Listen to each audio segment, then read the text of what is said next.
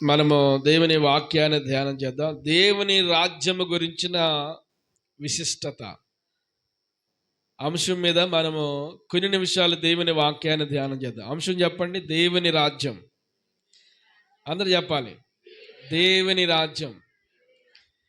దేవుని రాజ్యం యొక్క ప్రారంభం ఎలాగా అది జరిగింది, దేవుని రాజ్యము ఎప్పుడు స్థాపించబడింది, దేవుని రాజ్యముకున్న విశిష్టత ఏంటి, ఈ లోక రాజ్యాలకి దేవుని రాజ్యానికి తేడా ఏంటి, ఈ లోక రాజ్యాల్లో ఉన్న దేవుని రాజ్యంలో ఉండాలంటే మనకే క్వాలిఫికేషన్ ఉండాలి, అంతే కదా. మనకేముండాలి? అర్హత ఉండాలి. ఏ క్వాలిఫికేషన్ ఉంది మనకి దేవుని రాజ్యంలో వెళ్ళడానికి? నీకున్న క్వాలిఫికేషన్ ఏంటో ఈరోజు మన వాక్యం ద్వారా ఆ అర్హత మనం సంపాదించుకోవాలి. వాక్యం వినటం ద్వారా, వాక్యాన్ని మనం వింటూ ఉండగా దేవుడు ఏవేవి యొక్క సూచనలు మనకు చెప్పడం జరిగిందో ఆ అర్హతలు మనం సంపాదించుకొని ఆయన రాజ్యములో చేరడానికి, ఆయన రాజ్యానికి మనం హక్కును సంపాదించుకోవాలి. ఎల్లకాలం భూలోకంలో ఉండిపోతామా? ఈ లోక రాజ్యంలో ఉంటూ దేవుని రాజ్యానికి మనం సిద్ధపడి ఉండాలి. ఆమేన్, ఆమేన్. ఈ భూలోక రాజ్యంలో ఉంటూ, ఈ భూలోక రాజ్యంలో ప్రభు స్థాపించిన రాజ్యంలో మనం నడిపించబడుతూ, ఒక రోజున ఆయన రమ్మన్నప్పుడు దేవుని రాజ్యానికి మనము నేరుగా వెళ్ళిపోగలగాలి. స్తోత్రం కలుగుగాక. హల్లెలూయా. ఈ లోక రాజ్యంలో ఉన్న వారికి, కొంతమంది అర్హులైన వారికి కొన్ని పథకాలు వర్తిస్తాయి. అర్హత లేని వారికి పథకాలు ఏమైనా ఉంటాయా? అర్హత లేకపోతే ఏ పథకం వర్తించదు. కొన్ని అర్హతలు ఉండాలి. ఇటు మాట పక్కన పెడితే దేవుని రాజ్యాన్ని కూడా మనం స్వతంత్రించుకోవడానికి, దేవుని రాజ్యంలో ఉన్న ఆశీర్వాదాలు పొందుకోవడానికి మనకి కూడా కొన్ని అర్హతలు ఉండాలి. స్తోత్రం కలుగుగాక. ఆ అర్హతలు మనం ఏంటో, ఈ రోజున దేవుని రాజ్యంలో ఉన్న విశిష్టత ఏంటో, ఆయన మహారాజుగా ఈ లోక రాజ్యాన్ని ఏం చేస్తున్నాడంటే పరిపాలన చేస్తున్నాడు. ఆయన చెప్పడం జరిగింది, ఆయన అసలు నా రాజ్యానికి అంతము లేదు అన్నాడు. అంతము లేదు. ఈ లోక రాజ్యాలకి ఏముంది అంటే అంతముంది. ఈ లోక రాజ్యాలు అంతరించిపోతాయి. ఈ లోక రాజ్యాలు కనిపించకుండా కనుమరుగైపోయిన చరిత్రలో ఎన్నో గొప్ప గొప్ప రాజ్యాలు వచ్చినాయి. కాలగర్భంలో అవి కలిసిపోయి ఈరోజు కనుమరుగైపోయినాయి. అసలు వాటి జ్ఞప్తే లేదు, వాటి జ్ఞాపకమే లేకుండా పోయింది. మానవ రాజ్యాలు ఇవన్నీ, మానవ కల్పిత రాజ్యాలు. వారి రాజ్యం స్థిరపరచబడ్డం కొరకు రక్తపాతాలు సృష్టించారు, ఎన్నో యుద్ధాలు చేశారు, ఎన్నో మారణ హోమాలు సృష్టించారు, ఎంతో దోచుకున్నారు. ఏమంటే ఎన్నో పట్టణాలు నాశనం చేశారు. కానీ ఈయన రాజ్యం స్థాపించడానికి ఎవరిని కొల్లగొట్టాడు? ఏ రక్తపాతాన్ని సృష్టించాడు ఈయన రాజ్యం స్థాపించడానికి? ఈ రోజున చాలా అద్భుతమైన విషయాలు మనం ధ్యానం చేస్తాం. వాక్యాన్ని చదువుదాం ప్రియులారా. ఈ రోజున మార్కు సువార్త 1వ అధ్యాయం 15వ వచన భాగం చదువుదాం. మార్కు సువార్త. కాలము సంపూర్ణమై ఉన్నది, దేవుని రాజ్యము సమీపించున్నది, గనుక మీరు మారు మనసు పొంది సువార్తను నమ్ముడని చెప్పుచు దేవుని యొక్క సువార్త ప్రకటించుచు గలిలయకు వచ్చెను. ఏమి సంపూర్ణమైందంట? కాలము సంపూర్ణమై ఉన్నది, దేవుని రాజ్యము సమీపించినది, కనుక మీరు మారు మనసు పొంది సువార్తను నమ్ముడి అని. సువార్తను ఏం చేయాలి? నమ్మండి అని. దేవుని రాజ్యం సమీపించింది, కాలము సంపూర్ణమైంది, మీరు మారు మనసు పొందండి. మారు మనసు పొంది దేవుని యొక్క సువార్తను నమ్మండి.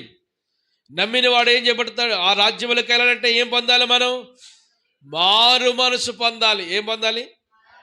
మారు మనసు. అందరూ చెప్పాలి, ఏ మనసు? మారు మనసు. మారాలి నీ బ్రతుకే మారాలి, ఆ మారిన మనసు దేవునికి ఇస్తే ఫలితం. ఎప్పుడు ఇవ్వాలట దేవునికే మనసు? మారిన మనసు ఇవ్వాలి. మారకుండా వాడుకో అని తెల్లవారులు మనం కానీ ముందేమంటాడు ఆయన, నువ్వు వాడుకోవాలంటే నువ్వు మారు. ఏమండి, నా పాత్ర కడిగి ప్రవ్వా, నా పాత్ర కడిగిన ఆయన, నన్ను వాడుకోనైనా అనుకోండి. మన కడిగిన పాత్ర అక్కడ ఉంటే ఆటోమేటిక్గా అది ఏదో సమయంలో ఏం చేద్దంటే వాడబడుతుంది. ఆమేన్. నీ ఇంట్లో ఉన్న పాత్రలు కడిగిన పాత్రలు వాడుకుంటావా, కడగిన పాత్రలు వాడుకుంటావా? కడిగిన పాత్ర మాత్రమే వాడుకుంటాం. కడిగిన పాత్రగా మన పాత్ర సిద్ధపడాలి. ఈ పాత్ర ప్రతిరోజు ఏం చేస్తూ ఉండాలి? కడగబడాలి. మనం మార్పు చెందాలి. మారు మనసు పొందండి. ఇదిగో దేవుని రాజ్యము సమీపించున్నది. దేవుని రాజ్యం సమీపించింది. కాలము సంపూర్ణమైంది. మీరు మారు మనసు పొందండి. ఆయన సువార్తను నమ్మండి. ఆయన సువార్తను నమ్మి ఇదిగో మీరు మారు మనసు పొందితే మీ జీవితంలో ఆయన రాజ్యానికి మీరు హక్కుదారులకు అవుతారు. ఏమి సమీపించిందని చెప్తున్నాను ఇక్కడ? దేవుని యొక్క రాజ్యము సమీపించి ఉన్నది. మత్తయి సువార్త 4వ అధ్యాయం 23వ వచనం. మత్తయి సువార్త 4వ అధ్యాయం 23వ వచనం, 24వ వచనం, 2 వచనాలు కలిపి చదువుదాం.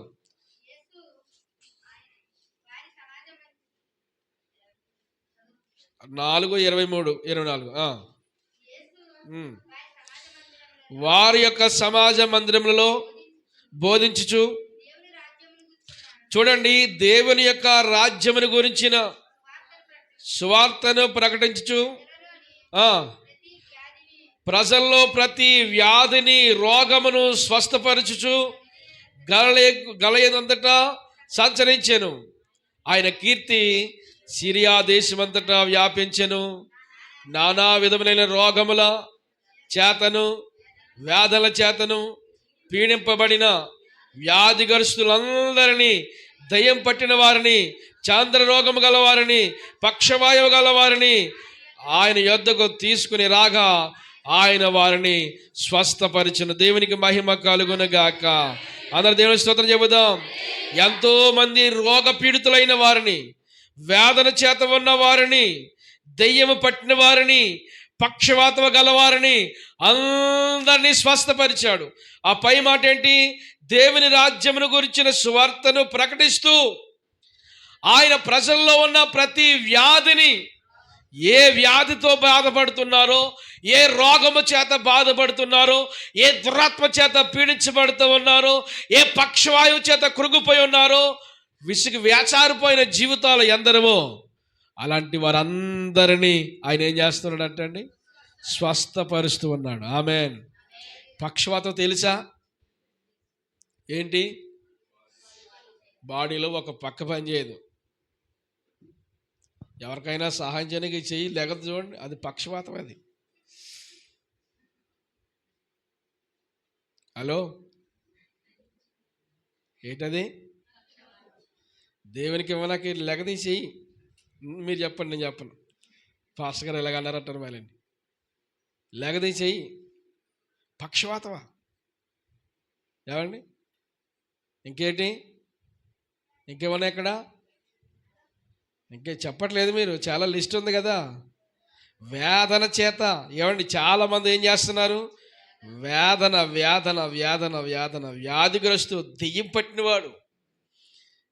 పట్టినవారు, చంద్రరోగులు, అంటే మూర్చిల్లిపోవటం. చూశారు ఎప్పుడైనా?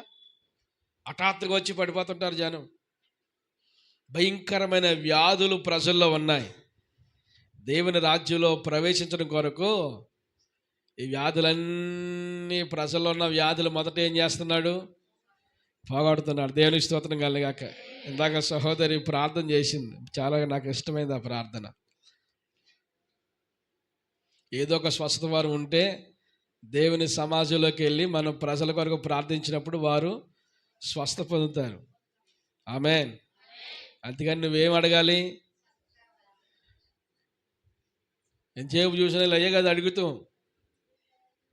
దేవుని వరం మనం బహుమానంగా అడగాలి. స్తోత్రం కలిగాక. హల్లెలూయా. దేవుని వరాన్ని ధనం పెట్టి కొనుక్కోలేం. ఏమంటే ఏం కావాలి మనకి? ఏదో ఒక వరం కావాలి. ప్రవచన వరమా, స్వస్థపరిచే వరమా, భాషలు మాట్లాడేవారమా? భాషలకు అర్థం చెప్పేవారమా? ఏదో ఒక వరము, కృపా వరములు నానా విధాలుగా ఉన్నాయి. ఏదో ఒక వరం కావాలి మనకి. స్తోత్రం కలుగుగాక. హల్లెలూయా. ఏదో ఒక వరమును అడగాలి. ప్రభువా నీ పరిచర్లో వాడబడ్డానికి నాకు వరము దయచేయి అని దేవుని సన్నిధానంలో వరమును అడిగి పొందుకోవాలి. నాకు ఆ వరమే కావాలి, ఆ వరమే కావాలని అడగకూడదు. ఏదో ఒక వరము, ఏ వరమును ఇచ్చినా దేవుని యొక్క మహిమ కొరకే దేవుడు వాడుకుంటాడు. కనుక కొన్ని వరాలు సంఘము కలిగి ఉంటే సమాజంలోకి వెళ్ళి అనేక మందిని బాగు చేసే సామర్థ్యత మనం పొందుకోగలము. దేవునికి మహిమ కలుగునుగాక. రోగాల మీద, దెయ్యాల మీద దేవుడు వారికి ఏం చేశాడంటే అధికారం ఇచ్చాడు. తన శిష్యులకు కూడా అదే అధికారం ఇచ్చాడు. స్వస్థపరిచే వరము దేవుడు వారికి ఇచ్చాడు. మీరు ఉచితముగా పొందుకున్నారు, ఉచితంగానే దాన్ని పంచండి సమాజానికి. చాలామంది రోగపీడితులైన వారు ఉన్నారు, దీర్ఘకాలపు వ్యాధుల చేత బాధపడుతున్న వారు ఉన్నారు, దెయ్యాల చేత పీడించబడదు. దెయ్యం చూడండి, అది పైకి కనపడదు. నీ పక్కనున్న మనుషులు దెయ్యం ఉంది, అర్థమైందా? పక్కనున్న మనుషులు ఏముంది? దెయ్యం. దెయ్యం పనులు అది కనపడదు. అప్పుడప్పుడు హఠాత్తుగా వచ్చేది. ఏదైనా బుష్మని లేచిపోతే దెయ్యం. అది దెయ్యం పనులు అయ్యి ప్రతి ఒక్కరిలో దెయ్యం ఏలోగలాగా వెంబడిస్తూనే ఉంటుంది. కనుక ఆ దెయ్యపు శాస్త్రాలు యేసు నామములో కాలిపోవునుగాక. ఆమెన్. దేవుని రాజ్యము ఏమండి, ఇహలోక సంబంధమైన వాటితో దేన్ని పోల్చగలం మనం? ఆయన రాజ్యాన్ని ఏ వస్తువుతో పోల్చగలం? దేంతో పోల్చగలము? దేవుని రాజ్యములో ఉన్న ఉన్నతమైన ఆశీర్వాదాలు, విశిష్టత మనము తెలుసుకొని ఆ రాజ్యములో చేరడానికి హక్కును మనం సంపాదించుకునే వ్యక్తిత్వాలు కలిగి ఉండాలని ప్రభు ఆశిస్తున్నాడు. దేవునికి మహిమ కలుగునుగాక. యేసుక్రీస్తు ప్రభు వారు ఆయన సంచరిస్తూ అనేక మందిలో ఉన్న ఏం చేశాడు? మొదటగా వ్యాధులను ఎవరిలో ఏ వ్యాధి ఉందో, ఎవరిలో ఏ ప్రాబ్లం ఉందో అడిగి తెలుసుకోవాలి మనం. అర్థమైందా? వ్యాధిగ్రస్తుల దగ్గరికి వెళ్ళాలి. వెళ్ళి ఏం చేయాలి? ప్రార్థన చేసి రావాలి. ఆయనే చూసుకుంటారు అనుకోకూడదు. మీరు ప్రతిదీ కూడా పాస్టర్ గారి మీద పెట్టేయద్దు. ఏమండి, వెళ్ళాలి. వెళ్ళి వారి కొరకు ఏం చేయాలి? ప్రార్థన చేయాలి. ప్రభు సన్నిధికి నడిపించాలి. ఏమండి, దేవుని కార్యాలు అద్భుతమైన రీతిలో జరుగుతాయి కనుక విశ్వాసంతో మనం ఏ మాట పలికినా దేవుడు దాన్ని కార్యరూపంగా చేస్తాడు. దేవుడు దాన్ని విడిచిపెట్టడు. ఏ మాట పలికినా అది వ్యర్థంగా పోనీడు దేవుడు. అద్భుతమైన కార్యాలు జరగాలంటే ముందు మన నోటితో పలకాలి. యేసు నామములో విడుదల ప్రకటిస్తున్నామని చెప్పగలగాలి. ఆమేన్. నీ చిత్తమైతే స్వస్థపరచు నాయనా, నీ చిత్తమైతే తీసుకో ప్రభా అనకూడదు. మనం నీ చిత్తమైతే కాదు, మనం ఆజ్ఞాపించాలి. ఏం చేయాలి? నీవు ఆజ్ఞాపించు ప్రభు అనకూడదు, మనం ఆజ్ఞాపించాలి. ఆమేన్. ఏం చేయాలి? యేసు నాయన ఈ దేశం ఇది పోయినట్లుగా నువ్వు ఆజ్ఞాపించి అనకూడదు, మనము ఆజ్ఞాపించాలి. యేసు నామములో ఆజ్ఞాపిస్తున్నా, ఏ దైవా వెళ్ళిపోవనుగా కనాలి. దేవుడు దాన్ని పరమందు ఏం చేస్తాడు? మీరు భూలోకంలో ఏదైతే విప్పుతారో అది పరలోకంలో దేవుడు తెరుస్తాడు. భూలోకంలో దేన్ని బంధిస్తారో పరమందు దాన్ని ఏం చేస్తాడు? ప్రభువారు బంధిస్తాడు. కనుక ఆయన రాజ్య ప్రారంభంలో అనేక మంది రోగాల్ని, అనేక మంది వ్యాధుల్ని, పక్షవాతంతో ఉన్నవారిని, దెయ్యం పట్టిన వారిని, గుడ్డువారిని, కుంటువారిని, ఊచ చేతులు గలవారిని, ఎందరినో ప్రభు ఏం చేశాడు? అందరినీ స్వస్థపరుచుకుంటూ తన రాజ్యాన్ని ప్రారంభించడానికి దేవుడు నాంది పలుకుతున్నాడు. ప్రజలు ఆయన యొక్క చూడండి 4:24 వచ్చిన ఆయన కీర్తి సిరియా దేశమంతటా వ్యాపించిన రాయబడి ఉంది కదా. ఇక్కడ మిమ్మల్ని ఏమి లేపను, నేను చూస్తున్నాను కానీ లేపను. నాకు లేపితే టైం అయిపోద్ది కనుక నేను మీ సబ్జెక్ట్ ఎత్తుకోలేదు. ఇంకా మీ అంతరాత్మకని, మీ మనసుని దేవునికి విడిచిపెట్టేశాను. ఇంకా అందుకే మిమ్మల్ని పలుకుతలేదు, ఇందాక నుంచి చూస్తున్నాను. దేవుని స్తోత్రం కలుగుగాక. అందరి స్తోత్రం చెప్పండి. ఆయన కీర్తి ఏం చేసిందట? సిరియా దేశం అంతటా వ్యాపించింది. ఎందుకు వ్యాపించింది? ఆయన చేసిన అద్భుతమైన కార్యాలు, ప్రజల మధ్యలో ఆయన చేసిన అద్భుతాలు, దేవుడు ఆయన ఏమంటే యేసుక్రీస్తు ప్రభు వారు చేసిన అద్భుతాలు, ఆయన చేసిన స్వస్థత కార్యక్రమాలు, ఆయన చూపించిన ప్రేమతత్వము, ప్రజలు ఆయన కంటే ముందుగా ఆయన సాక్ష్యం వెళ్ళిపోతూ ఉంది. ఆయన సాక్ష్యం వెళ్ళిపోతుంది దేశమంతటా. ఏమంటే ఆయన గురించి వార్త ప్రకటించేసుకున్నారు. వెళ్ళిపోయింది, వార్త ప్రకటించబడిపోయింది. ఎవరు చెప్పారు? ప్రజలే. ఆమె ఎవరు చెప్పారమ్మా? ప్రజలే చెప్పారు. ప్రజలే చెప్పి ఆ నోట నువ్వు ప్రార్థనా పరురాలని నువ్వు చెప్పుకోక్కర్వద్దు. నువ్వు ప్రార్థన చేస్తుంటే ఏదో చోట ఎప్పుడొకప్పుడు ఎవరొకరి కంట ఎలాగా పాడతావు. ఈ సహోదరు చూసి దూరుకుంటుందా? ఆవిడ ప్రార్థన చేసుకుంటుందమ్మా అని ఎవరొకరు చెప్పుతారు. ఆ నోట మనం ప్రార్థన పరులమని తెలుస్తుంది. ఆమె మనం ఫ్లెక్సీలు వేయించుకోవద్దు. మన ముందు ఒకరిని పెట్టి మనం ఏం చెప్పించుకునే అవసరం లేదు. మనం చేసే మంచి కార్యం, మనం చేసే భక్తి కార్యక్రమాలు, మనం చేసే చెడు కార్యక్రమాలు ఏదైనా కానీ మనకంటే ముందుగా వెళ్ళిపోతాయి. స్తోత్రం కలుగుగాక. హల్లెలూయా, హల్లెలూయా. ఆయన గురించిన కీర్తి ఎక్కడెక్కడికి వ్యాపించబడిపోయింది? సిరియా దేశమంతటా వ్యాపించబడిపోయింది. ఏమండి, ఆయన కీర్తికి ప్రజల్లో బహిరంగంగా తిరగడానికి ఆయనకు అవకాశం ఉండలేదు. ఇక కొండెక్కేస్తున్నాడు. ఏదైనా ఒకవేళ మాట్లాడాలనుకుంటే కొండ మీదకి వెళ్ళి ఆయన మాట్లాడతాం. ప్రజల్లోకి వెళ్ళి మాట్లాడడానికి అవకాశం ఉండలేదు. ఆయన కీర్తి సిరియా దేశమంతటా, ఇతర దేశాలంతటా ఆయన కీర్తి వ్యాపించబడింది. అంటే దేవుని రాజ్యం యొక్క విశిష్టత గురించి ఈ రోజున మనం నేర్చుకొని పోతున్నాం. అసలు ఆ దేవుని రాజ్యం గురించి ముందేమైనా చెప్పబడిందా? ఈ రాజ్యం గురించి దానియేలు గ్రంథములో మనం చూడగలిగితే దేవుని రాజ్య ప్రారంభం గురించి, ఆయన రాజ్యం ఎలా ఉండబోతుందో, ఆయన రాజ్యం ఏ స్థాయిలో ఉంటుందో, ఈలోక రాజ్యాలకి ఆయన రాజ్యానికి తేడాల గురించి, లేక ఆయన రాజ్యం యొక్క ప్రారంభం గురించి దానియేలు గ్రంథములోనే చెప్పడం జరిగింది. దానియేలు గ్రంథములకు వెళ్దాం. 2వ అధ్యాయం తీయండి. నెబుకద్నెజర్ రాజుకి వచ్చిన దర్శనంలోకి వెళ్తే మనం ఒకసారి నెబుకద్నెజర్ రాజుకి వచ్చిన దర్శనం ఎలా చూడు. నీ యొక్క చూస్తున్నానమ్మా, నీ యొక్క చూస్తున్నాను, నేను చూడలేదు అనుకోకు నువ్వు. దానియేలుకి వచ్చిన దర్శనం, ఆ దర్శనం భాగంలో దానియేలుకి కాదు, నెబుకద్నెజర్ రాజుకు వచ్చిన దర్శనం ఏంటి? ఆ దర్శనం అంటే ఆ నెబుకద్నెజర్ రాజుకి ఒక బ్రహ్మాండమైన ప్రతిమ ఒకటి కనపడిందంట. ఏం కనపడింది? ప్రతిమ, పెద్ద విగ్రహం ఒకటి కనపడింది ఆయనకి. కనపడితే దాని రూపం చాలా వికృత రూపంలాగా ఉంది. ఆ రూపం చూడగానే నెబుకద్నెజర్ రాజుకి కలలోనే ఏం చేశాడంటే ఎంతో భయపడిపోయాడు. ఎన్నిలో వణుకు పుట్టింది ఆయనకి. భయంకరమైన రీతిలో ఆ రూపాన్ని చూసినప్పుడు ఎంతో భయపడిపోయాడు. ఈసారి లేచి నిద్ర మేలుకున్నాడు. కళ మరిచిపోయాడు, దాని భావం మరిచిపోయాడు. అర్థమైందా? ఏం మరిచిపోయాడమ్మా? కళ మరిచిపోయాడు. ఏదో ఒక భయంకరమైన సిచ్యువేషన్ కళ్ళలో జరిగింది, అదేంటో మరిచిపోయాడు. ఆ దేశంలో ఉన్న మాంత్రికుల్ని, ఆ తర్వాత జ్యోతిష్కుల్ని, శకునగాండులను, గారడి విద్య గల వారిని అందరినీ పోగా చేసి, అరే బాబు, నేను ఒక కళ కన్నాను, ఆ కళ ఏంటో మీరు చెప్పాలి, మన దేశంలో ఉన్న వారందరినీ పోగు చేయడానికి అందరూ పిలిచేశారు. రాజా తీసుకొచ్చామయ్యా.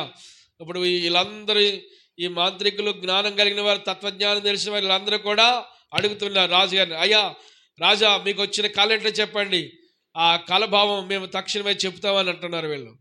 వారు పిచ్చోళ్ళారా, ఆ కళ ఏదో మర్చిపోయినరా? ఆ కళ భావం నేనేం చెప్తాను? అసలు ఆ కళ ఏం చెప్తాను? కళనే మర్చిపోయాను నేను. మీరేం చేయాలి? కళ నాకు వచ్చిన కళ చెప్పాలి, దాని భావం చెప్పాలి. ఇది ఎవరి సాధ్యం? ఇది ఒక్కొక్కడికి మైండ్ బ్లాక్ అయిపోయింది తెలుసా? ఏం చెప్పాలంటే ఇప్పుడు వీళ్ళు, ఇది ఎక్కడ గొడవరా? ఆ కళ ఏదో చెప్తే పోనీ దాని భావం ఏదో చెప్పడానికి ప్రయత్నం చేస్తాం. నీకు వచ్చిన కళ మేము ఇది ఎవరికి సాధ్యం కాదు, అసలు దేవతలుగా పిలవబడిన వారికి కూడా ఇది సాధ్యం కాదు అని తేల్చి చెప్పేశారు. ఒకవేళ రాజుగారికి వచ్చిన కళ మరిచిపోయాడు గనక ఏదో ఒక భావం, ఏదో ఒక పిచ్చి కథ చెప్పి నన్ను మభ్య పెట్టడానికి కానీ మీరు ఏమైనా ప్లాన్ చేసి తెగించి ముందుకు వచ్చారా?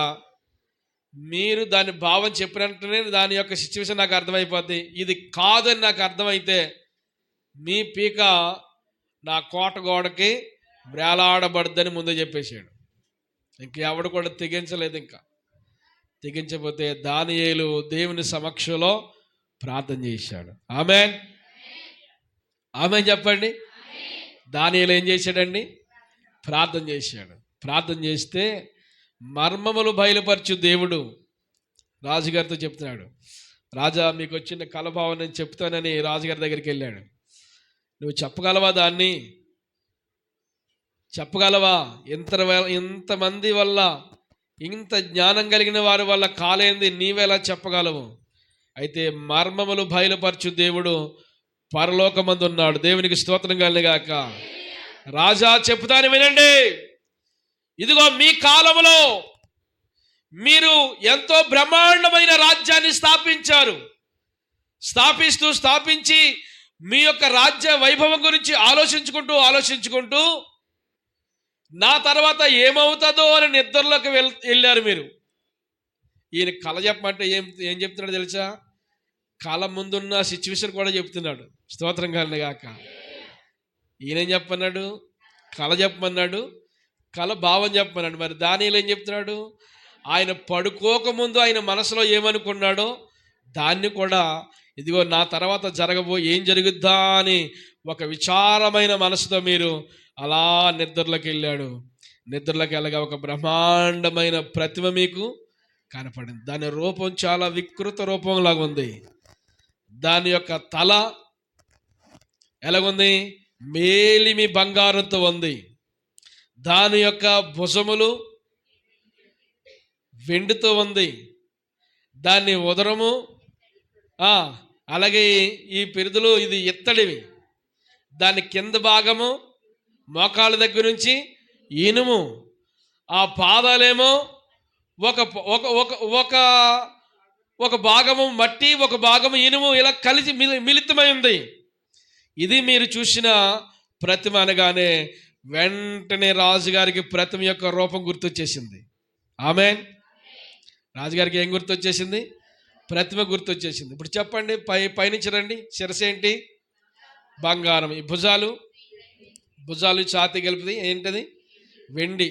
కింద ఉదరం ఈ పెరుదలు కలిపి ఇత్తడివి. ఆ కింద మోకాళ్ళ నుంచి కిందకి ఇనుము. పాదాలు మట్టి ఇనుము కలిపి ఇంత విభాగాలతో ఆ ప్రతిమ కనిపించింది. ఆ ప్రతిమ మళ్ళీ చిన్నది కాదు, ఎంతో పెద్ద బ్రహ్మాండమైన ప్రతిమ. ఆ ప్రతిమ ఒక్కసారి రాజుగారి ముఖంలో చూసినట్టు అయింది. అందుకే నేను ఇంకా నిద్ర పట్టలేదు ఇంకా అక్కడి నుంచి ఆయనకి. కనుక దీని అర్థం చెబుతాను వినండి. రాజా, ఇదిగో మీరు మీ తర్వాత ఏం జరుగుద్దో అని మీరు విచారంతో ఉన్నారు కనుక మర్మములు బయలుపరిచేవాడు, రాజ్యాలు స్థాపించేవాడు, రాజ్యాలు ఏలేవాడు, పరలోకమందు నా దేవుడు మీ తర్వాత ఈ రాజ్యం ఎలాగుంటుందో మీకు బయలుపరిచాడు. ఆ మేలిమి బంగారం మీరే. ఆ శిరస్సు ఎవరు? ఇప్పుడు మీరే.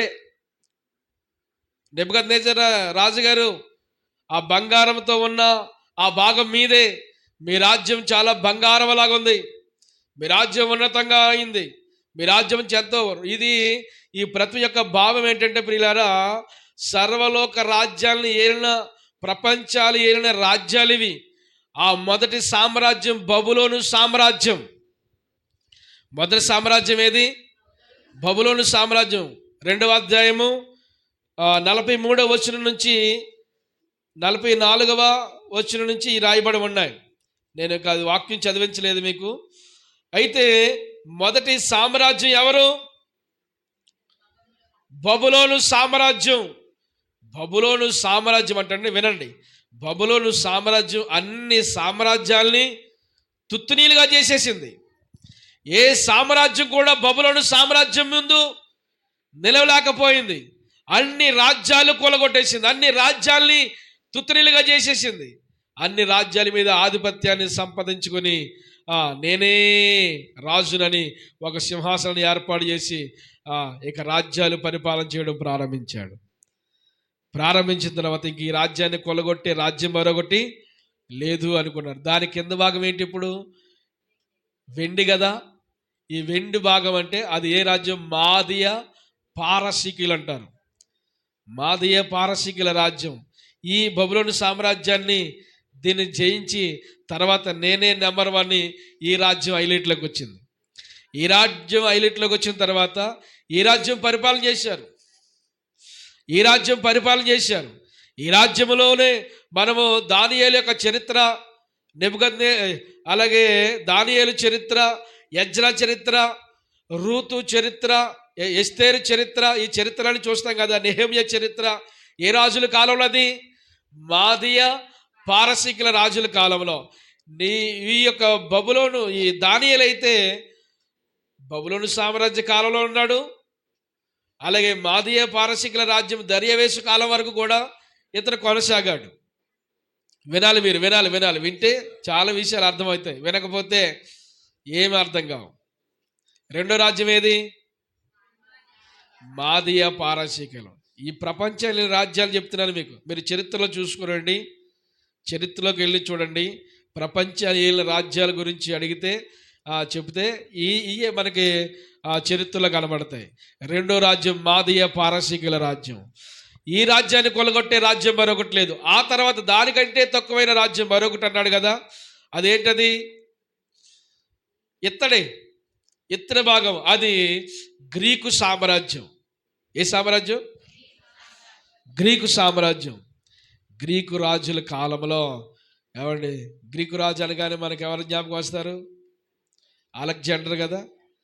ప్రపంచాన్ని చుట్టుముట్టేసాడంట. ఒక సామెత ఉంది, ఈ అలెగ్జాండర్ గుర్రం తిరగని ప్రదేశం లేనే లేదంటండి.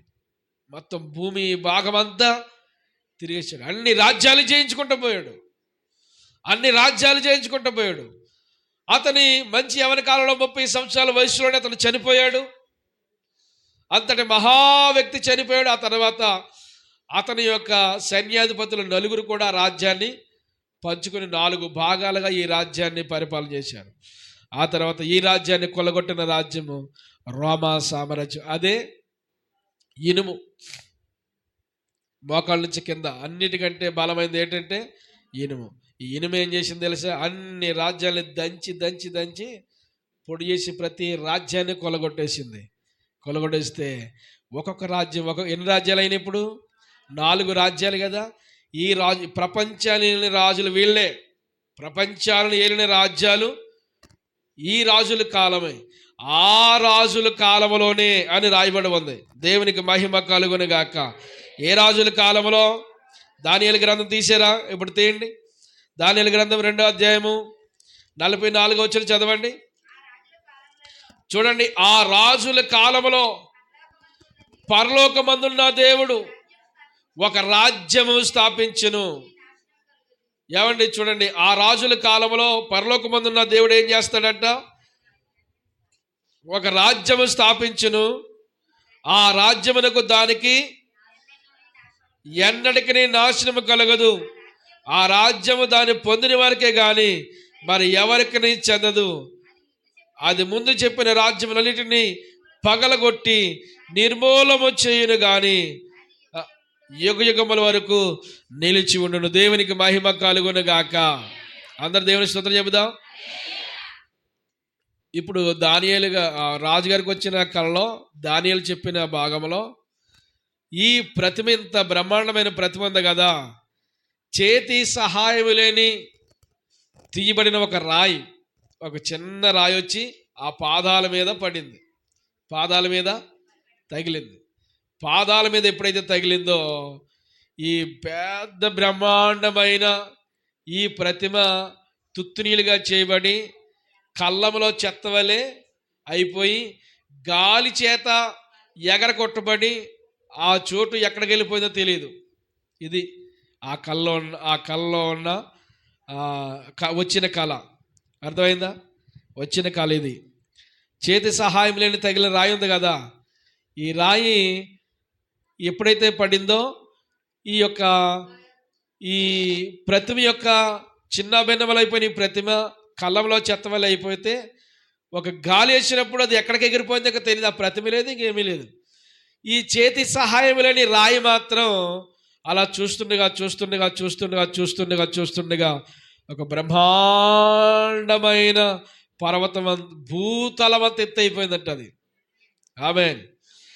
ఎంత ఎత్తు ఎదిగిపోయింది? భూతలం అంత ఎత్తు అయిపోయింది.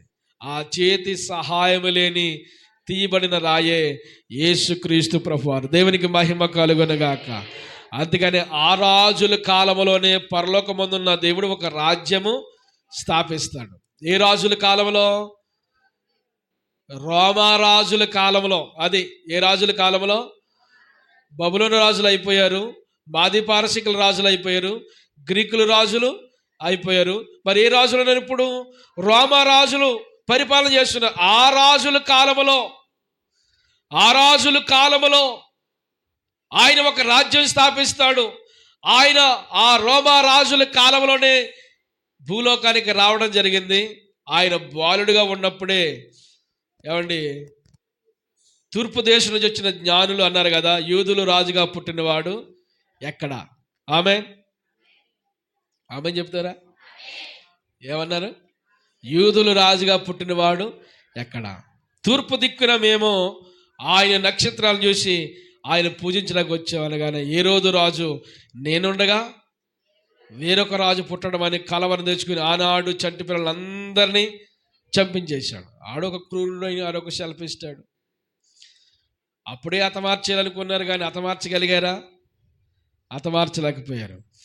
ఆ తర్వాత కాలక్రమంలో ఆయన 30 ఏట సేవ ప్రారంభించి 3.5 సంవత్సరాలు అద్భుతమైన పరిచర్య. ఇందాక మనం చదువుకున్న వాక్య భాగాల్లో 3.5 సంవత్సరాలు అద్భుతమైన పరిచర్య. ప్రజల్లో ఉన్న ప్రతి వ్యాధిని ప్రతిది కూడా పోగొడుతూ, స్వస్థపడుతూ, దెయ్యాలను వెలగొట్టుతూ, దేవుని రాజ్యం సమీపిస్తుంది కనుక మీరు మారు మనసు పొందండి బోధను ప్రారంభించి ఆ రాజుల కాలంలో ఆయన రాజ్యాన్ని స్థాపించడం జరిగింది. దేవునికి మహిమ కలుగునుగాక. అందరూ దేవుని స్తుతిని చెబుదాం. మరొకసారి గట్టిగా స్తుతిని చెబుదాం. ఆ రాజ్యం స్థాపించబడి సుమారు ఇప్పుడు 2000 సంవత్సరాలు అయింది. ఆమె చెబుతారా? మిగతా రాజ్యాలన్నీ ఏమైపోయినాయి? అది 100 సంవత్సరాలు, 90 సంవత్సరాలు, 200 సంవత్సరాలు ఇలా పరిపాలన చేశారు. తర్వాత రాజ్యాలు కాలగర్భంలో కలిసిపోయినాయి. కానీ ఈ రాజ్యం మాత్రం 2000 సంవత్సరాలు అయినా కానీ ఈ రాజ్యం ఇంకా రోజు రోజుకి అభివృద్ధి పరచబడుతూనే ఉంది. బరబ్బా ఒక రోజు అన్నాడు, వినాలి సహోదరి, బరబ్బా ఒక రోజు అన్నాడు యేసు ప్రభు దగ్గరికి వచ్చి, అయ్యో యేసు, నువ్వు నాతో చేతులు కలుపు, మనమిద్దరం ఈ రోమా రాజ్యం మీద ఫైట్ చేద్దాం. నీకు బుద్ధి బలం ఉంది, నాకు కత్తి కండబలం ఉంది. నీ వాక్చాతుర్యం చేత ప్రజలు నీ వైపు తిప్పుకోగలవు, నా కండబలం చేత యుద్ధాలు చేసి రక్తపాతం సృష్టించి ప్రజల్ని కైవాసం చేసుకోగలం. ఇలా మనమిద్దరం చేయి కలిపామంటే రోమా రాజ్యాన్ని మనిద్దరము కొలగొట్టేసి మరొక రాజ్యాన్ని స్థాపిద్దామని చేయగలమన్నాడు. అప్పుడు యేసు ప్రభు వారు అన్నమాట, బరబ్బా, నీ రాజ్యం వేరు, నా రాజ్యం వేరు. ఆమె ఏంటి? నీ రాజ్యం వేరు, నా రాజ్యం వేరు. నీ రాజ్యంలో ఏముంటాయి?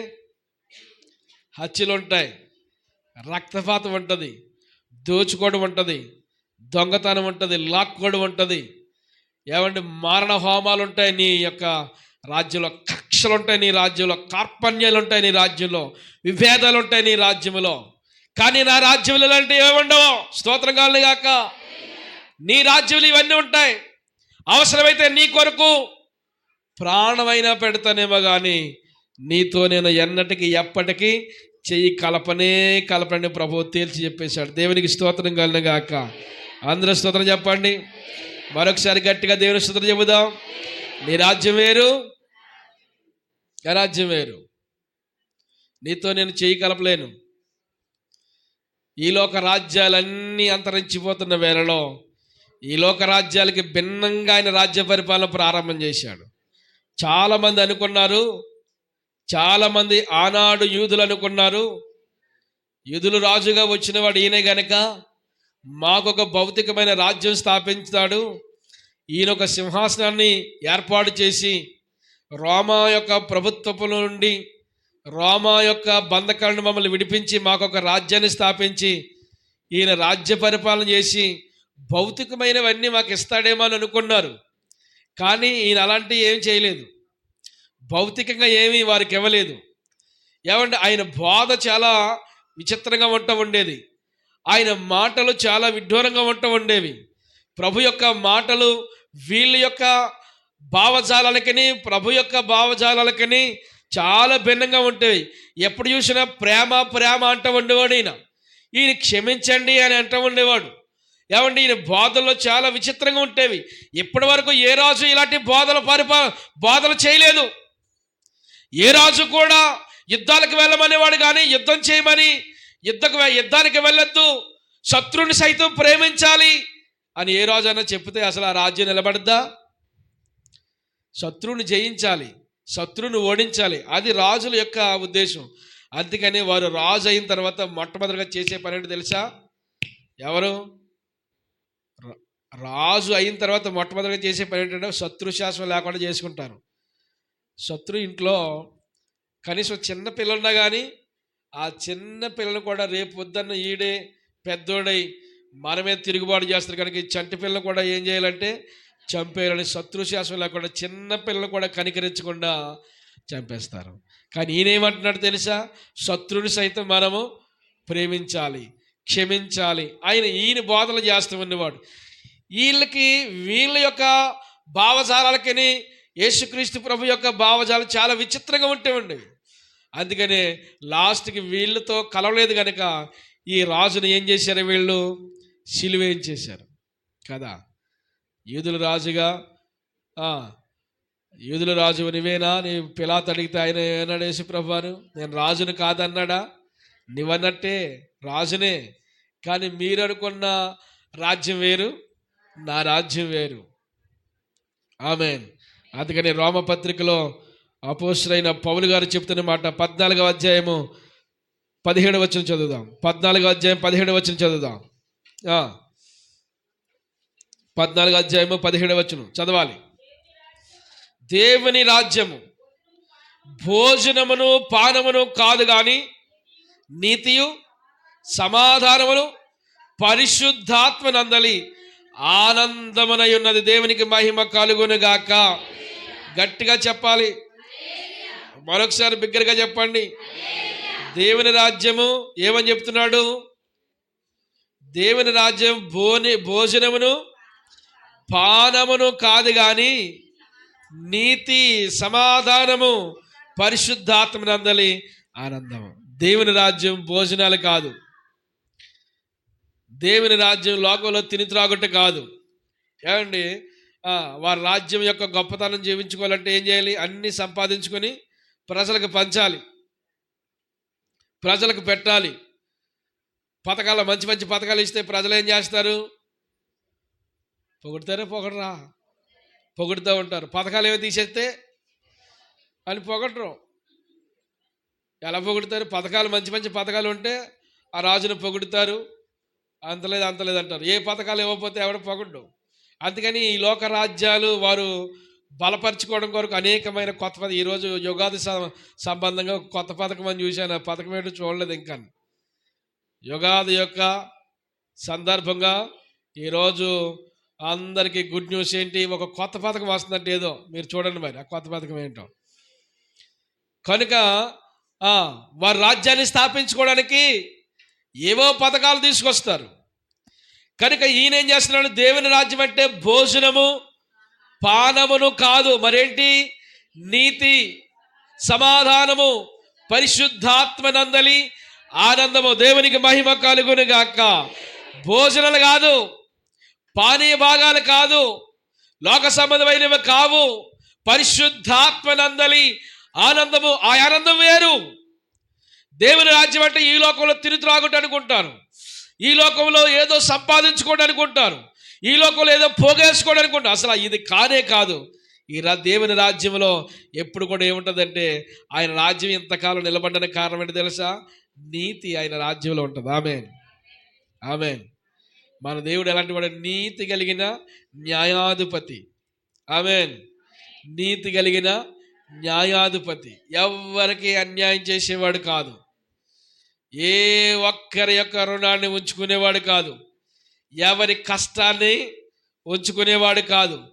అందుకని దేవుని యొక్క సమక్షంలో మనం ఏ రీతిలో అయితే కష్టపడతామో మన కష్టానికి తగిన ఫలం దేవుడు మనకిస్తాడు. దేవుని రాజ్యంలో ఏముంటుంది? నీతి ఉంటుంది, తర్వాత సమాధానం. ఈ ప్రపంచంలో లేని సమాధానం, ఈ ప్రపంచంలో నెమ్మది దేవుని సన్నిధిలో దొరుకుతుంది. ఆమేన్. ప్రశాంతంగా వచ్చి కూర్చుని దేవుని సమక్షంలో మనం విని నేర్చుకోగలగాలి. కనుక ఆయన రాజ్యంలో ఏముంటుంది? నీతి ఉంటుంది, సమాధానం ఉంటుంది, పరిశుద్ధాత్మనందలి ఆనందం ఉంటుంది. జకర్యా గ్రంథము చాలా అద్భుతమైన మాట మనకు తెలియజేస్తుంది. 9వ అధ్యాయం 9వ వచనం చదవండి. జకర్యా గ్రంథంలో 9వ అధ్యాయం 9వ వచనంలో ముందుగానే ప్రవచనం, ఆయన ఈ రాజు వస్తాడు, ఈ రాజు వచ్చి ఏం స్థాపిస్తాడో జకర్యా గ్రంథంలో ప్రవక్త అయిన జకర్యా ముందుగానే ప్రవచన పూర్వకంగా ఎత్తి చెప్తున్నాడు. చదవాలి, ఆ మాట చదవాలి. 9వ అధ్యాయం 9వ వచనం, సియోను నివాసులారా బహుగా సంతోషించుడి, యెరూషలేము నివాసులారా ఉల్లాసముగా ఉండుడి. ఈ రాజు నీతిపరుడు, రక్షణ గలవాడు, దీనుడుగా మీ దగ్గరికి వస్తున్నాడు. దేవునికి మహిమ కలుగునగాక. ఈ రాజు ఎలాంటి వాడు? నీతిపరుడు, రక్షణ గలవాడు, దీనుడు.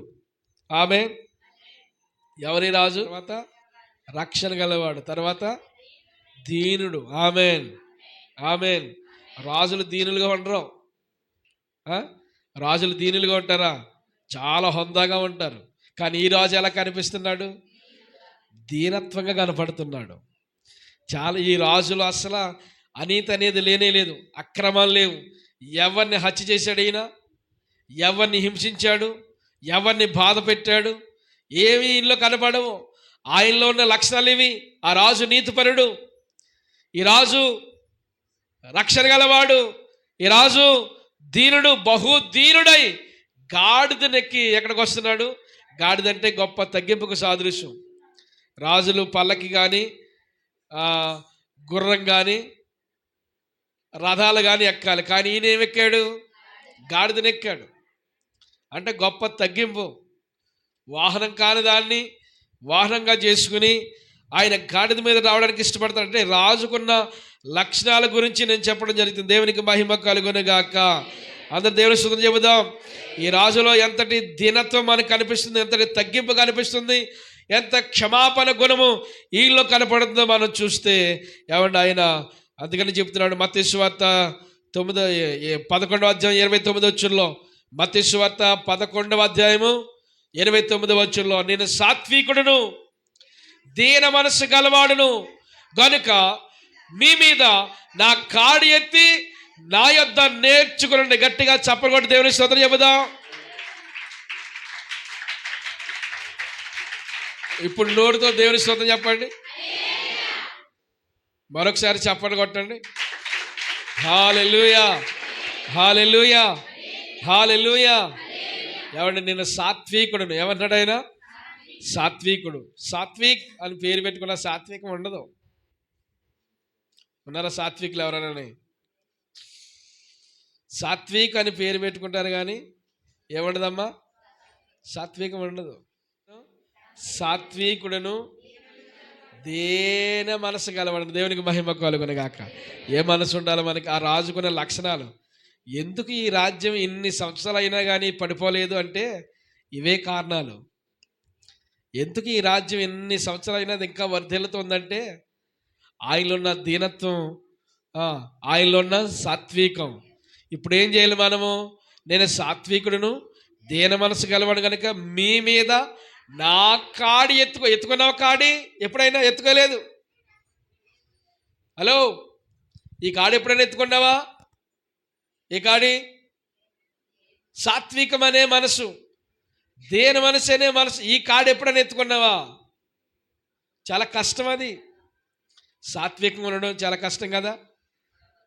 తగ్గించుకుని ఉండడం, స్తోత్రం కలిగిన గాక. సాత్వికంగా ఉండడం కష్టమేనా? ఏ బుర్రూపగా ఎందుకు పోవో తెలియలేదు నాకు. సాత్వికంగా ఉండడం కష్టమేనా? కష్టమే. దేని మనసు కలిగి ఉండడం. అందుకని ఈ మధ్య చాలామంది తగ్గేది లేదన్నారు. ఎందుకు అనుకున్నాను? ఎక్కడా కూడా ఏం చేయరంట, పిల్లాయి ఒక్కసారి తగ్గామంటే ఇక అత్తమాట తగ్గుతుండే. అందుకని తగ్గొద్దు. అత్తవారింటికి వెళ్ళేటప్పుడు చెప్పింది, పిల్లకి చెప్పి పంపించింది. పిల్లకి చెప్పి, ఏ విషయంలో తగ్గకమ్మా, ఒక్కసారి తగ్గావా ఇంకెప్పుడు కూడా తగ్గితేనే ఉండాలని చెప్పి పంపించింది. ఇంకా అక్కడి నుంచి తగ్గితే మానేసింది ఆవిడ. తగ్గకపోతే రోజు గుద్దులే కదా, అంతేనా? ఎందుకు వస్తాయి కుటుంబంలో విభేదాలు? తగ్గకపోవడం వల్లే. కుటుంబాల్లో పడకపోవడం కారణం ఏంటి? ఎందులోనూ కూడా తగ్గరు. తగ్గాలి మనం. స్తోత్రం కలిగాక. హల్లెలూయా. ప్రభువారు ఏమని, నేను సాత్వికుడును దేన మనసు గలవాడును గనక మీ మీద నా కాడు ఎత్తుకోవాలి. ఎత్తుకున్నావా? దించేసావా? ఎప్పుడో దించేసావు. ఉందా కాడు? ఉందా మెడ మీద? ఎవరితో మాట్లాడుతారంట పాస్టర్ గారు? ఉందా మెడ మీద కాడుందా? ఎప్పుడు మనలో కనిపించేది దీనత్వం కనపడాలి. బహుదీనుడే అన్నాడు కదా. అయిపోయింది, వికెట్ పడిపోతే కొంచెం సేపట్లో. బహుదీనుడై ఎలాగంట? ఆ పదం మీరు చూసారా? బహుదీనుడై ఎవరి వద్దకు వస్తున్నాడు? నీ దగ్గరికి. అందుకని బహుదీనుడై ఆయన కాళ్ళు కడిగాడు. స్తోత్రం కలిగాక. కడిగాడా? నేను బోధకుడిని, ప్రభునై ఉండి నేను చేస్తున్నాను కదా, మీరు కూడా ఒకరికొకరు చేసుకోండి. ఇంటమే బయటికి వెళ్ళామంటే మొత్తం బడాదులు అన్నీ దులిపేస్తాం, ఇక్కడే దులిపేస్తాం. వింటమే. దీనత్వం. ఆ దీనత్వం వల్ల ఉండాలండి. ఆ దీనత్వం ఉంటేనే దేవుని రాజ్యంలో మనం పనిచేస్తాం, దేవుని రాజ్యానికి పనికొస్తాం. ఈ దీనత్వం లేకపోతే దేవుని రాజ్యానికి పనిచేస్తాం, మనం పని చేయం. బహుదీనుడుగా. అందుకని మన మెడ మీద ఆయన కాడి ఉండాలి ఎప్పుడూ. ఆ కాడి దించేయకూడదు. ఆ కాడిని ఎత్తుకోమంటున్నాడు ప్రభు. ఎత్తుకుని ఏం చేయాలి?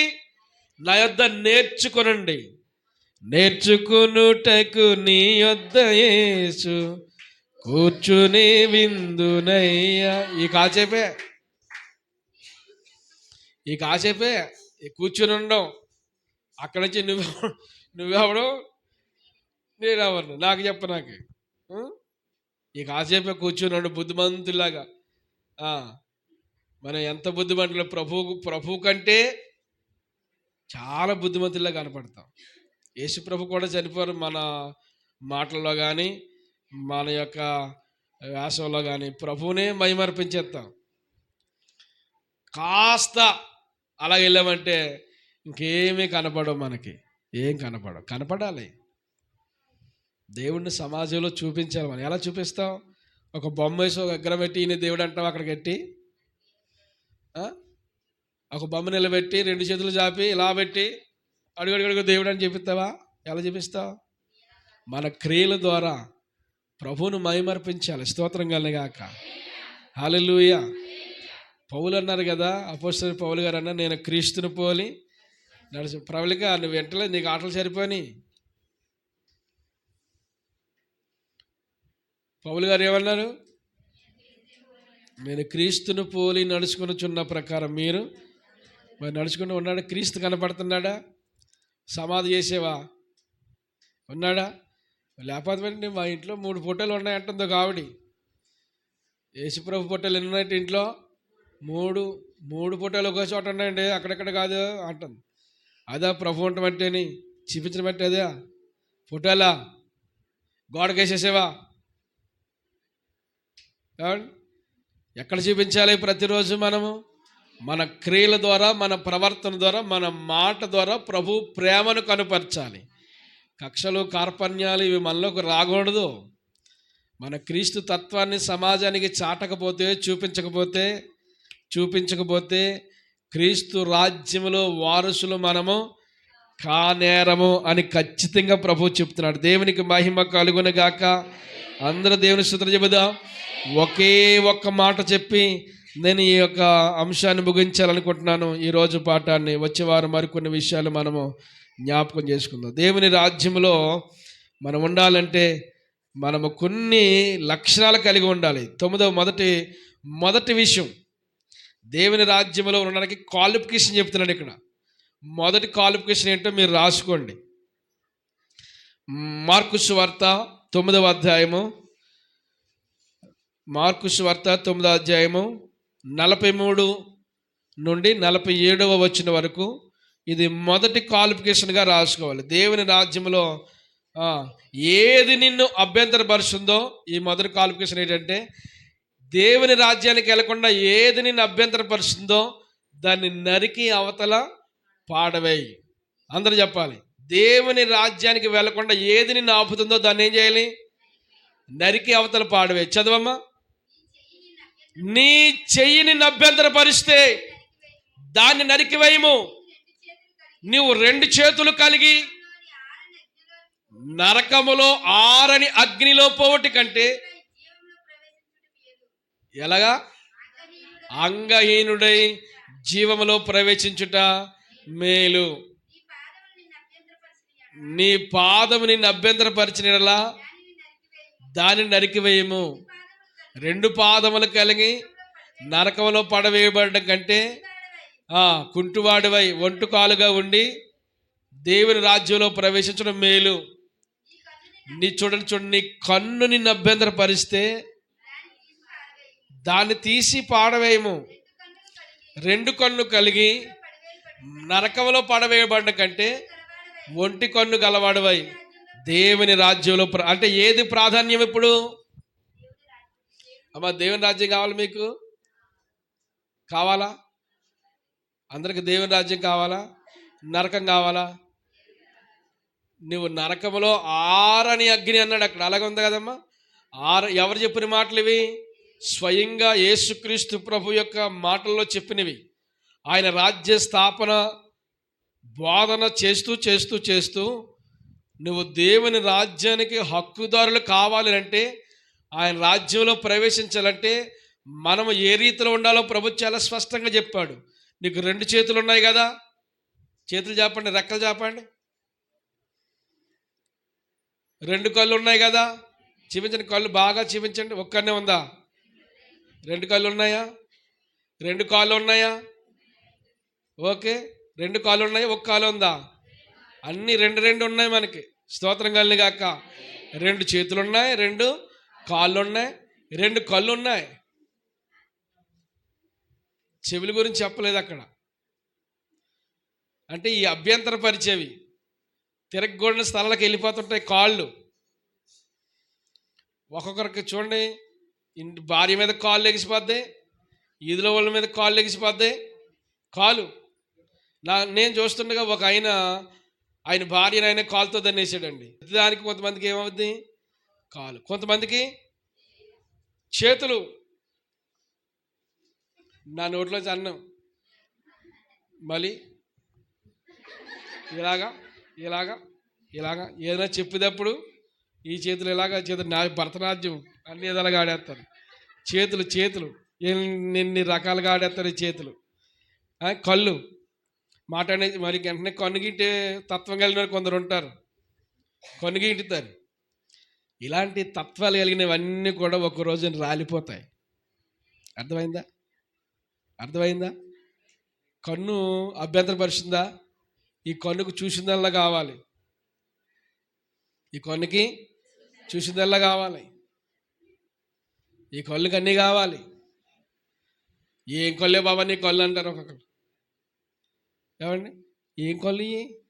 ఈ 2 కళ్ళు కలిగి నువ్వు నరకంలోకి వెళ్ళిపోతావు. మంచిదా? ఈ కన్ను కానీ అభ్యంతర పరిస్థితి దీని ఏం చేయాలి? ఇలా పట్టుకోండి, కన్ను పట్టుకోండి. అదే పట్టుకోమా, ఇలా పట్టుకోండి. ఏళ్ళు లోపల దించేయండి కన్నులోకి. ఈ వారం నుంచి గట్టిగా దించేస్తే వెళ్ళిపోద్ది, వెళ్ళిపోద్ది. అలాగే వెళ్ళకపోయిన పక్షంలో నా దగ్గర ఇదిగో టర్నింగ్ స్కూల్ ఉంది, ఈ పక్క నుంచి ఇలాగ తిప్పితే ఏమవుద్ది, వచ్చేది గీతలకి వచ్చేది, దాన్ని పట్టకమని లాగా చచ్చిపోవు. మనం చనిపోవు ఏమని, ఒక 10 రోజులు గాయం మారిపోద్ది, బ్రతుకు అంతా గుడ్డోడి కింద బ్రతుకుతావు. కానీ ఎక్కడికి వెళ్ళిపోతావు తెలుసా? పరలోకానికి వెళ్ళిపోతావు. దేవుని స్తోత్రం కలిగాక. పరలోకం ఎంత ఆహ్లాదకరంగా ఉంటుందో. ఈ దేహంలో ఒక అవయవం లేకపోయినా పెద్ద ఇబ్బంది కాదు సహోదరి. ఈ దేహంలో ఒక అవయవం లేకపోయినా పర్వాలేదు. ఈ చెయ్యి కనుక నేను అభ్యంతరపరుస్తుందా, ఏం చేయాలి? దీన్ని కత్తి పట్టా ఉందా? కత్తి ఉందా? దుకాణం కత్తి ఉందా? పోనీ ఆ కత్తి పట్టరా, కత్తి తెచ్చి ఏం చేయి, దెబ్బకి ఏటికి ఈ కత్తిని వాళ్ళ కాదు ఎవరిని, నిన్ను నువ్వే ఎవరో ఒకరు నరికేద్దనుకున్నావు కాక. నీ చెయ్యి నరికేస్తానే అంటే కుదరదు, నీ చెయ్యి నువ్వే నరుక్కోవాలి. ఈ 2 చేతులు కలిగి నరకంలో దేహమంతా కాలిపోవడం కంటే ఒంటి చేయి కలిగి పరలోక రాజ్యంలో ప్రవేశించడం మేలు. ఆమేన్. కాలు అభ్యంతరపరుస్తుంది, ఏ అవయవం అభ్యంతరపరుస్తుందో, నిన్ను దేవుని రాజ్యానికి వెళ్లకుండా ఏది నిన్ను ఇబ్బంది పడుతుందో, ఇది నా మాటలు కాదు సుమా, యేసుక్రీస్తు ప్రభు స్వయంగా చెప్పిన మాటలు. ఆయన రాజ్య స్థాపనలో మనం ఉండాలి, ఆ రాజ్యములో మనం నివాసం చేయాలి, ఆ రాజ్యానికి మనం హక్కుదారులు కావాలి, దేవుని రాజ్యంలో మనం ప్రవేశించాలి అని అంటే ఈ లక్షణాలు ఖచ్చితంగా మనలో ఉండాలి. ఏది నిన్ను అభ్యంతరపరుస్తుంది? కన్నా, చెయ్య, కాల, ఏది అభ్యంతరపరుస్తుంది? ఉన్నాయా? అభ్యంతరపరిచే ఉన్నాయా? చాలా బుద్ధిమంతుల్లా కాపాడుతున్నారు మీరు అందరూనే. లేదు, నువ్వు దాంట్లో అలాంటి ఏమీ లేవు. నువ్వు నా దేహంలో అన్ని దేవునికి పనికొచ్చియా, అన్ని దేవుని పనికొచ్చియానా? ఏమండి, వినాలి. ఈ రోజున దేవుని మాటలు విన్నాం. మనం మన జీవితాన్ని ఎలా మార్చుకోవాలి, మనకు మనమే అన్వయింపు చేసుకోవాలి. నువ్వు అలాగా నీ చెయ్యేటి అత్తమాతలు లేచుందని మనం ఎవరిని అనక్కరొద్దు, మనకు మనమే దాన్ని అన్వయింపు చేసుకోవాలి. దేవుని మాటలు, ఈ మాటలు వింటున్న వారు ఎవరమైనా కావచ్చు, ఒకవేళ బయట నుండి వినేవారు కూడా ఉండొచ్చు. ఈ మాటలు వింటున్న వారు ఎవరైనా ఒకవేళ ఈ లైవ్ ద్వారా కూడా కొంతమంది వినుండొచ్చు, ఎవరమైనా కావచ్చు. ఏది నిన్ను దేవుని రాజ్యం వెళ్లకుండా ఆటంకపరుస్తుంది? నీ క్రియల, మన శ్వాసల, మన మాట, నీ చూప, నీ నడవడ, ఏది నీ క్రియల, ఏది మనల్ని దేవుని రాజ్యానికి ఆటంకపరుస్తుంది? ఏది నిన్ను దేవుని రాజ్యం వెళ్లకుండా ఆటంకపరుస్తున్నా కానీ దాన్ని నరికి పారవై, దాన్ని పిరికి పారవై. నీవు దేహంలో ఒక అవయవం లేకుండా ఉండడం ద్వారా ఏమి నష్టపోం. చాలామంది అంగవైకల్యం కలిగిన వారు, ఒక కాలు కాదు 2 కాళ్ళు లేకుండా బ్రతికిన వారు లేరా? ఒక కాలు కాదు 2 కాళ్ళు లేకుండా బ్రతికిన వారు లేరా? ఒక చేతి కాదు 2 చేతులు కలిగిన, 2 చేతులు కూడా లేకుండా బ్రతికిన వారు లేరా? మాట్లాడట్లేదు మీరు, ఉన్నారు. అసలు చేతులు, కాళ్ళు, మొండు ఏమీ లేదు. ఒక ఆయన పేరేం పేరమ్మా? నిక్ గారు. ఏమండి, ఆయన 2 కాళ్ళు లేవు, 2 చేతులు లేవు, ఈ మేడాని మొండం ఇదే ఉంది. ఆయన ప్రసంగం చేయాలంటే ఇలాంటి టేబుల్ మీద నిలబెట్టాలి. ప్రపంచంలో మోటివేషన్ స్పీకర్గా ఆయన పెద్ద రికార్డు సాధించాడు. దేవునికి మహిమ కలుగునుగాక. హల్లెలూయా, హల్లెలూయా. కాళ్ళు లేవు కానీ చేతులు కూడా లేవు. అలాగని మాట్లాడినాక ఇలాగా ఆయన మాట్లాడాలంటే ఏదో కాలర్ మైక్ ఇక్కడ పెడతారు, దాని ద్వారా మాట్లాడతాడు. ఆయనకి ఒకే ఒక కాలు అంటే ఎంత ఉంటుంది అంతే. ఈ 2 ఏళ్ళు ఎంత అన్నాను నేను, ఎంత ఉంటుంది? ఆ పంటలలోంచి ఈతలకు వచ్చి ఉంటుంది ఎంత. దీంతోనే మొత్తం టైపింగ్, మొత్తం అంతా రాయడం అన్నీ ఇంకా దాంతోనే. దేవునికి మహిమ కలుగునుగాక. హల్లెలూయా. అలాగా అవయవాలు లేకుండా బ్రతికిన వారు అంటే ఈరోజు మన ప్రధానమైన కాన్సెప్ట్ ఏంటంటే దేవుని రాజ్యమే ముఖ్యం. ఈ లోక రాజ్యాలు ఏవి శాశ్వతం కాదు. ఈ లోక రాజ్యం మీద ఆశ పెట్టుకుని ఈ లోకంలో ఉండాలి, ఈ లోకంలో తినాలి, ఈ లోకంలో సంపాదించుకోవాలి, ఈ లోకంలో ధరించాలి, ఈ లోకంలో మనం పోగేసుకోవాలనుకుంటే ఈ లోకం ఏవి శాశ్వతమైనవి కాదు. ఎంతో భూప్రపంచాన్ని ఏలిన రాజులు, రాజ్యాలు ఈ రోజున చరిత్రలో కాలగర్భంలో కలిసిపోయిన చరిత్ర ఉంది కనుక దేవుడిచ్చిన అవకాశాన్ని మనం వినియోగించుకుందాం. మన జీవితాన్ని మనము కాపాడుకుందాం. ఈ రాజ్య స్థాపనలో మనం వింటూ దేవుని రాజ్యములో మనము ప్రవేశించాలి. ఆ రాజ్యాన్ని స్థాపించాడు ఆయన. ఏమండి, ఈనాటి వరకు ఈ రాజ్యం నిలబడ్డానికి కారణం ఏంటి? ఈ రాజ్యంలో కక్షలు ఉండవు కదా, ఈ రాజ్యంలో కార్పణ్యాలు ఉండవు, ఈ రాజ్యంలో అసూయ ఉండదు, ఈ రాజ్యంలో విభేదాలు ఉండవు, ఈ రాజ్యంలో ప్రేమ. నిన్ను వలే నీ పొరుగు వారిని ప్రేమించమని ప్రభువు చెప్పాడు. నీ కుడి చెంప మీద కొట్టిన వారిని ఎడమ చెంప కూడా తిప్పమని ప్రభువు చెప్పాడు. ఈరోజు కూడా దేవుని బిడ్డలైన వారి మీద ఎన్నో అరాచకాలు. ఏమంటే అలాగ మనం చేయాలంటే ఎన్నో చేయొచ్చు, కానీ మన దేవుడు మనకు అది ఎదటి వారిని కొట్టమని, ఎదటి వారిని దూషించమని, అన్నవారిని అనమని ఏమి నేర్పలేదు. ఈరోజు క్రైస్తవ సమాజం హింసించబడడం కారణం ఏంటి తెలుసా? మన దేవుడు ఆ వేలో వెళ్ళమని మనకు చెప్పలేదు కనుక మనం వెళ్ళలేదు. లేకపోతే ఇతర వ్యక్తుల్లాగా క్రూరంగా ప్రవర్తించడానికి పెద్ద విశేషమేం కాదు కదా. ప్రతిదానికి మన వాక్యం అడ్డొస్తుంది, దేవుని వాక్యం అడ్డొస్తుంది. దేవుని వాక్య ప్రకారంగా మనం నడిచి ప్రవర్తించి ఆయన సన్నిధానంలో శ్రేష్టమైన బుద్ధులు కలిగి దేవుని రాజ్యంలో ప్రవేశించే వ్యక్తులుగా మార్చబడదాం. దేవునికి మహిమ కలుగునుగాక. ప్రశ్న వేసుకుందాం. ఏది నిన్ను అభ్యంతరపరుస్తుంది? కాలు అభ్యంతరపరుస్తుందా? చెయ్యి అభ్యంతరపరుస్తుందా? కన్ను అభ్యంతరపరుస్తుందా? మోకరించండి, ప్రార్థన చేసుకుందాం. అందరూ మోకాళ్ళు వేయాలి.